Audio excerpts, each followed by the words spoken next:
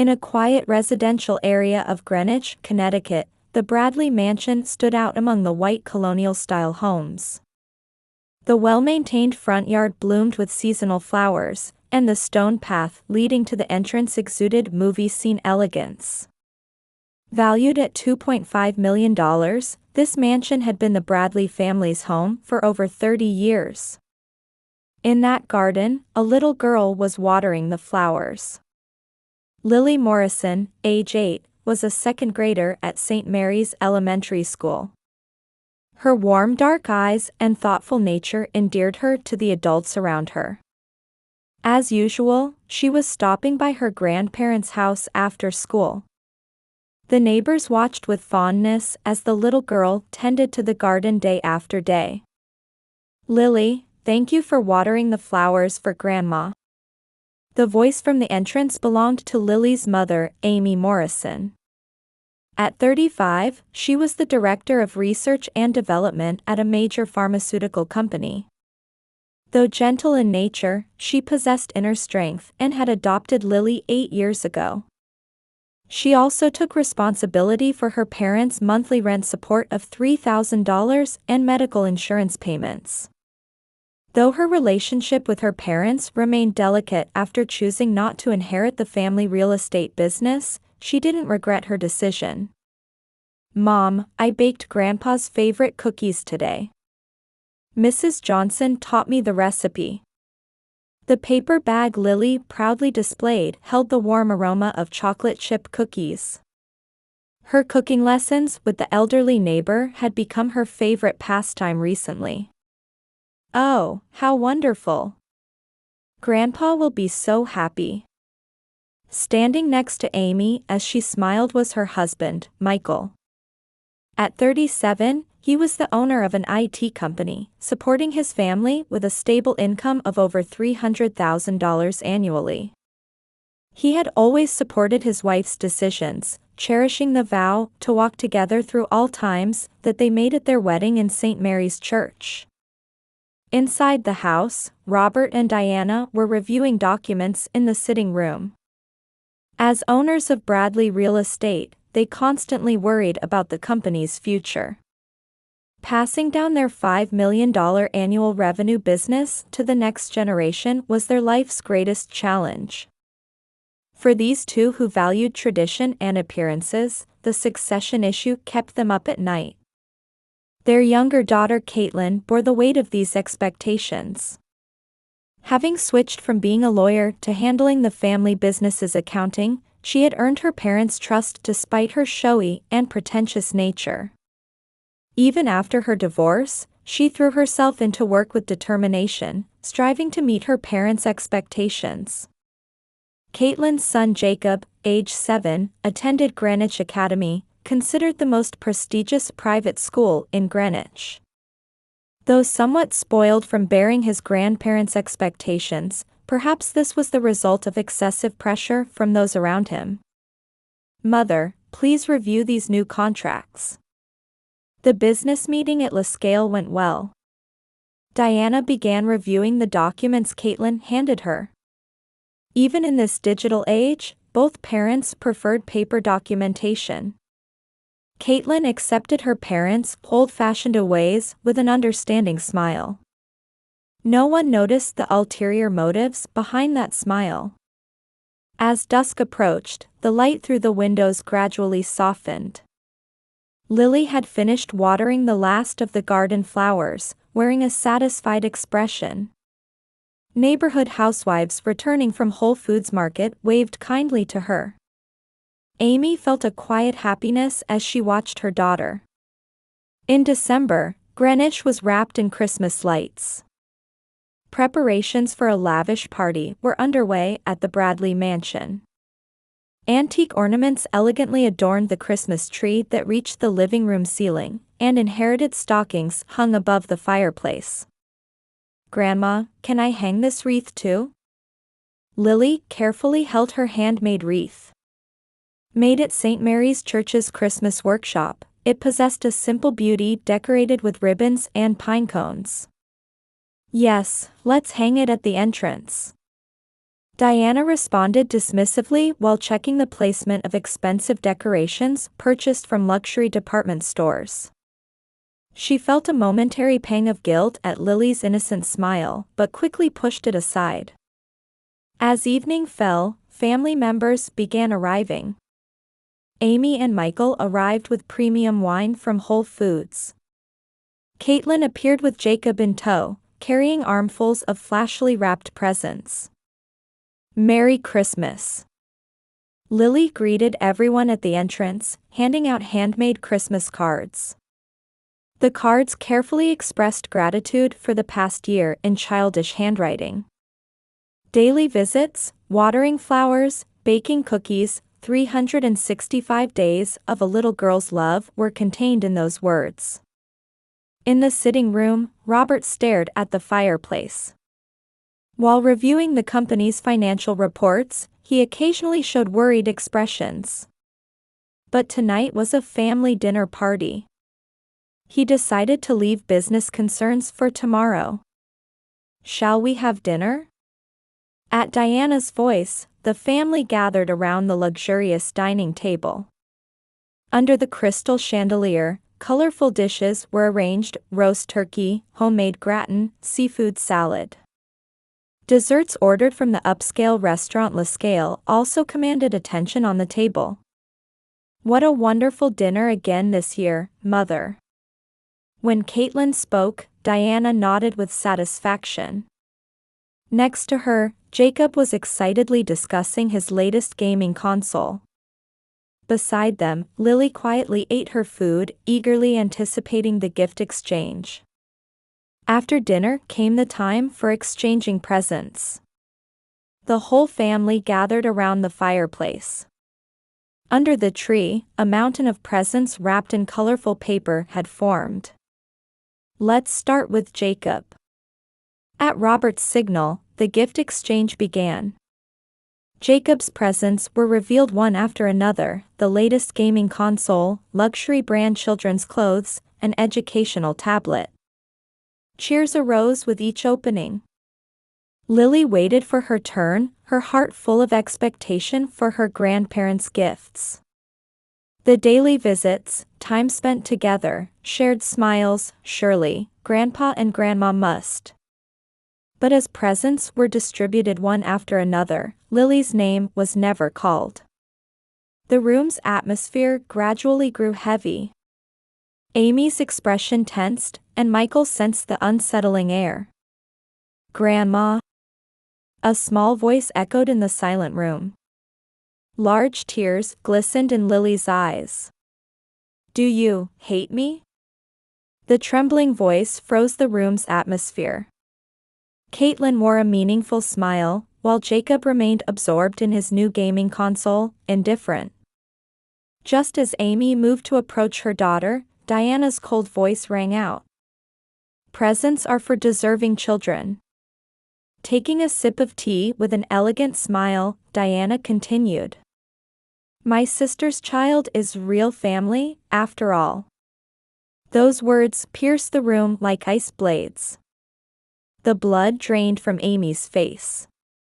Michael clenched his fist tightly. Only the clock's ticking marked the heavy silence. The fireplace flames flickered, casting eerie dancing shadows on the walls. Outside the window, Christmas snow had begun to fall quietly. "I understand." Amy's voice was surprisingly calm. "We'll never be involved again." Amy stood up and gently lifted the sobbing Lily. Michael embraced his wife and daughter's shoulders, and the three walked silently toward the entrance. "Amy, wait." Robert called out, but it was too late. The heavy closing of the door announced the end of this night. Outside, the snow was getting heavier. Car headlights illuminated the white snow. In the back seat, Lily still clutched her handmade card with trembling hands. The words, "To my beloved Grandma," were still lovingly written there. The bustle of Christmas remained in Greenwich. Hymns flowed from St. Mary's Church, and warm light leaked from the windows of homes. But in the Morrison family's car, only silence filled the space. Michael occasionally glanced at his daughter in the back seat through the rearview mirror. Amy faced forward in silence, only tightly gripping her husband's hand. The morning of December 26th, a heavy atmosphere hung over the Morrison family's dining table. Amy and Michael had spent all night discussing how to move forward. Lily was still sleeping in her room upstairs. "I've decided." Amy spoke quietly but with strong determination. "I'm stopping all support to my parents." Michael gently held his wife's hand. They had been paying her parents $3,000 in monthly rent support and expensive medical insurance premiums. The total amount exceeded $50,000 annually. "I agree. Your parents have taken this support for granted." This decision was encouraged by a phone call from Michael's mother, Grace Morrison. As president of the St. Mary's Church Women's Association, she had heard about last night's events from neighbors and immediately contacted them. "There's no need to stay in that house. Please use our vacation home." Grace's vacation home, located a bit away from Greenwich's upscale residential area, offered a quiet and peaceful environment. Her offer became a great support for Amy's family. That afternoon, Amy met with accountant Tom Watson to proceed with stopping support to her parents. Tom was a longtime friend who understood Bradley Real Estate's financial situation. "There's something concerning." Tom frowned while reviewing the company's recent financial statements. Maintenance expenses have increased dramatically over the past 6 months. And the flow of some contract payments seems unnatural. Amy stared at the documents bearing her father's signature. Knowing her father's meticulous nature, something about the signature felt off. Meanwhile, Lily naturally began avoiding visits to her grandparents' house. On her way home from St. Mary's Elementary School, she passed by their house where she used to stop every day. The garden flowers gradually faded. As January arrived, the town was wrapped in harsh cold. Amy's family had begun their new life in Grace's vacation home. In the spacious garden, Lily carefully tended to a new flower bed, and on weekends, Grace would visit to enjoy gardening together. "Grandma, do you think these rose seedlings will bloom in spring?" Grace smiled gently at Lily's question. "They'll surely bloom beautifully. Just like you." Her wounded heart began to heal little by little. However, unsettling rumors began spreading around the Bradley family. Sarah Johnson, who lived nearby, found Caitlin's recent behavior suspicious.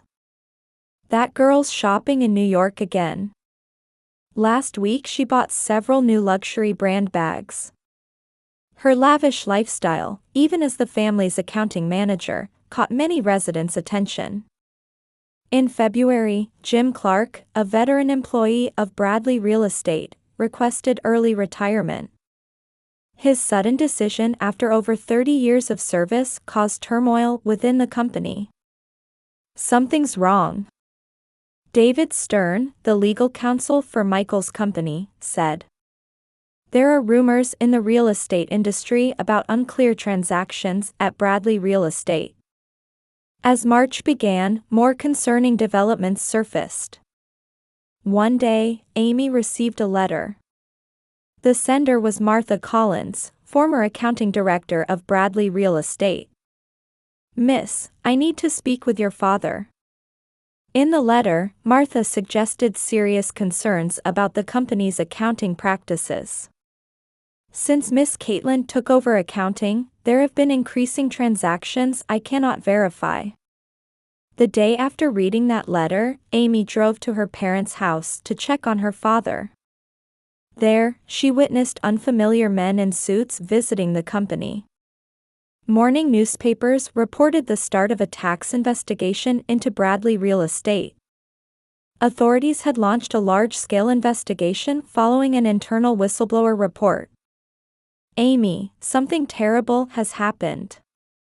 Michael had received a call first thing in the morning from his contact at the tax office. There's strong suspicion your sister has embezzled about $5 million over the past 3 years. That afternoon, Caitlin disappeared from the company. Mom. Caitlin left without saying anything. Receiving a panic-stricken call from Diana, Amy held her breath. Her sister had withdrawn a large sum of cash and vanished, leaving behind her 7-year-old son Jacob. As the investigation proceeded, shocking facts came to light one after another. Moving real estate contract payments to secret accounts. Padding maintenance costs and pocketing the difference. Freely using company seals and bank books by exploiting her parents' trust. Completely controlling online banking by taking advantage of her elderly parents' digital illiteracy. One Friday evening, police arrested Caitlin at JFK International Airport as she attempted to flee the country. Why would she do this? Robert held his head in his hands at the police station. The company's reputation was in ruins, with total liabilities potentially exceeding $10 million. Diana broke down crying at home. Outside the window, the flowers Lily had once tenderly cared for swayed sadly, receiving no one's attention. Amy silently watched the news in Grace's vacation home living room. Michael was cooperating with police, supporting the digital forensic investigation. That night, Lily wrote a small prayer in her diary. Please don't let Mom be sad. And please don't let Jacob be lonely by himself. In the Greenwich Police Station interrogation room, Caitlin Bradley calmly admitted her crimes. Her voice held not a trace of her former arrogance. Her luxury brand suit had been replaced with police-issued work clothes, and her perfect makeup had faded. As the investigation progressed, shocking facts continued coming to light. The first fraud began 3 years ago. Struggling to pay alimony after her divorce, Caitlin began embezzling small amounts. However, her subsequent addiction to a luxurious lifestyle led her to greater crimes. Of the $3 million in contract payments from business partners, $500,000 went to private accounts. The detectives quietly took notes of her testimony. Meanwhile, at Bradley Real Estate headquarters, the company faced its greatest crisis since its founding. At this rate, we'll have to let go of all properties. James Foster, appointed as bankruptcy trustee, announced with a stern expression. Employees looked at each other anxiously. Amidst this, an unexpected development began. Mrs. Johnson, who lived nearby, submitted an album to the police. It was a record of photographs documenting Lily's daily activities. That child came to their house every day. The album carefully recorded dated photos of Lily tending the garden, baking cookies with her parents, accompanying her grandparents to hospital visits. Rain or snow, she never missed a day. Next, security camera footage was analyzed. There are records of visits for 367 days straight, without missing a single day. The police technician reported. Even on New Year's Eve and when she had a fever from the flu, Lily always visited her grandparents' house. Testimonies also came from the St. Mary's Church Women's Association. Every Sunday after Mass, Lily would pray for them. Pastor Michael O'Connor continued his testimony quietly. She would always say, "Please let Grandpa and Grandma stay healthy." It was like an angel's pure prayer. On the morning of April 20th, Robert and Diana visited Grace's vacation home. The two looked more exhausted than ever before. Their luxury suits had been replaced with modest casual wear, and expensive rings had disappeared from Diana's fingers. "Amy, we need to talk to you." Robert faced his daughter with tears. "We made a terrible mistake," Diana continued with a trembling voice. "That child's Lily's unconditional love, we trampled on it." The two began to speak the whole truth without hiding anything. Their excessive expectations for Caitlin. Their obsession with bloodlines. Their anxiety about the company's succession. And above all, their foolishness in not recognizing the true treasure right before their eyes. "She came every day, yet we..." Diana let out a sob. "We just let ourselves be led by Caitlin's words." Complex emotions swirled in Amy's chest as she listened. Anger, sadness, and a strange sense of liberation. At that moment, small footsteps were heard from upstairs. "Grandpa? Grandma?" Lily came down the stairs, still in her school uniform. For a moment, the room's atmosphere froze. However, Lily's next action exceeded everyone's expectations. She walked straight to her grandparents and gently embraced them with her small arms. "Don't cry. I want to forgive you." At that moment, the room was enveloped in silence. In the kitchen, Grace quietly pressed her fingertips to her eyes. Michael gazed out the window, letting out a deep sigh. Amy, placing her hand on her daughter's back, quietly made her decision. "Dad, Mom. Let's talk about what happens from here on, all of us together." Soft spring sunlight streamed into the room. Outside the window, the flowers Lily had planted were quietly beginning to bud, announcing the arrival of a new season.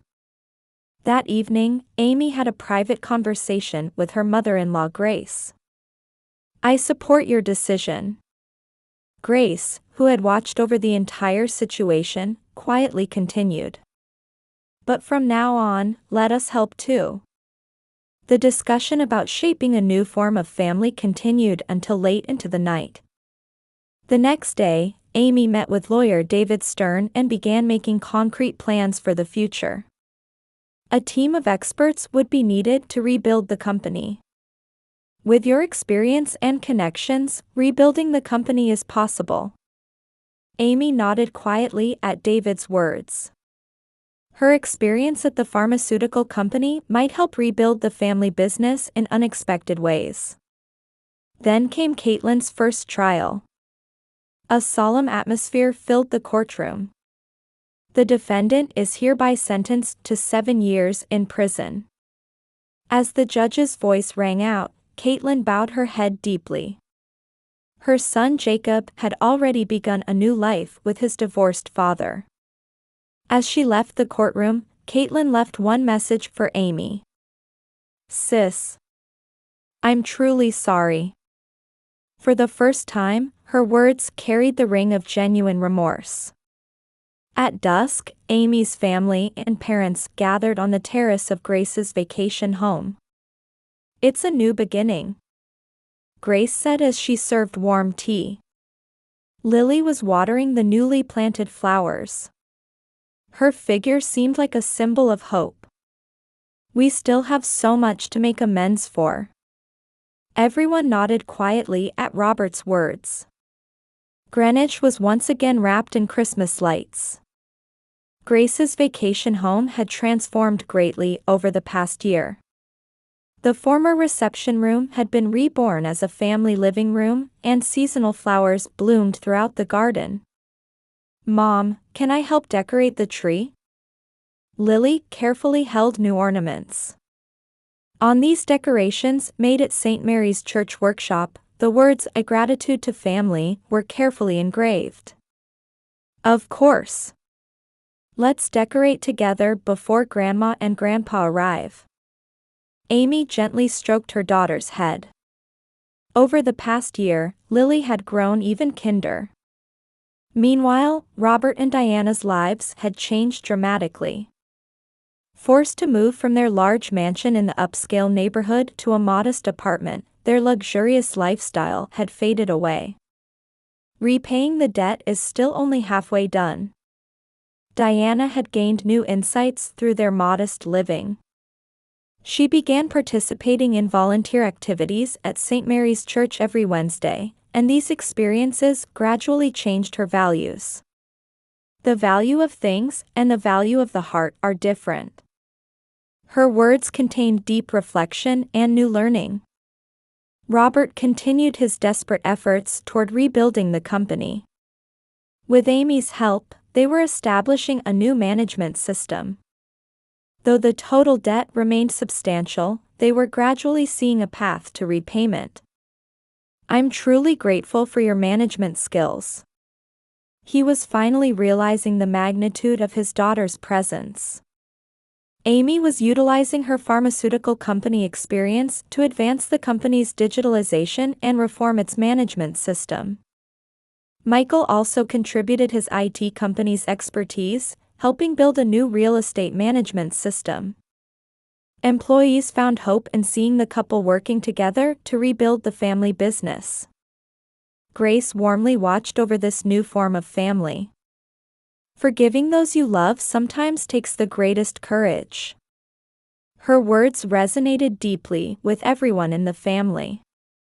The monthly family meeting on the first Sunday had also become a new tradition. Though there were sometimes conflicting opinions, these two became opportunities to deepen family bonds. "Next month, I'd like to start a new initiative." Robert's proposal was to dedicate part of the company's profits to an adoption support fund. "I want to give back to society what we learned from Lily." Amy felt her eyes growing hot at those words. In prison, Caitlin was earnestly working on her rehabilitation program. During her parents' visits, she expressed genuine apology for the first time. "My greed and jealousy destroyed our family." Through counseling, she had begun facing the true nature of her actions. Her son Jacob was living a settled life with his father. His formerly spoiled nature had faded, and he was gradually opening his heart in the new environment. "Can I go visit him sometimes?" Lily's casual words moved the entire family. A child's pure heart taught them the meaning of forgiveness. For this day, Lily had prepared a special present. A handmade photo album. It carefully chronicled memories from the past year, photos of moving day, church volunteer activities, family meetings, enjoying gardening. "I want to make lots more memories." Everyone smiled gently at Lily's words. At dusk, the whole family began preparing Christmas dinner. Though not as luxurious as last year's feast, the table was adorned with warm dishes made with everyone's thoughtfulness. "Let us pray." At Grace's words, everyone quietly closed their eyes. "Lord, thank you for giving us awareness and forgiving hearts." The sound of "Amen" quietly echoed through the room. Outside the window, light snow had begun to fall. "Look." At Lily's voice, everyone looked out the window. Small lights illuminated the trees planted in the garden. It was Michael's secretly prepared Christmas surprise. "It's like a starry sky." Diana teared up at the sight. There was a heartwarming beauty there that couldn't compare to the former luxurious decorations.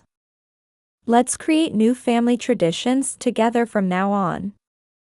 Everyone nodded at Amy's words. The aroma of Grace's baked apple pie filled the room. The expressions of the family around the table were wrapped in peaceful happiness. That night 1 year ago, no one could have imagined such a heartwarming scene. So this is what true happiness is. Robert quietly nodded at Diana's whisper. Their expressions held deep regret along with the light of new hope. From this day forward, the Bradley and Morrison families were about to take a new step. It was the beginning of a long journey to heal wounded hearts and reweave true bonds. Lily stood by the window, watching the continuing snow. The light reflected in her small eyes shone quietly and surely, like hope for the future.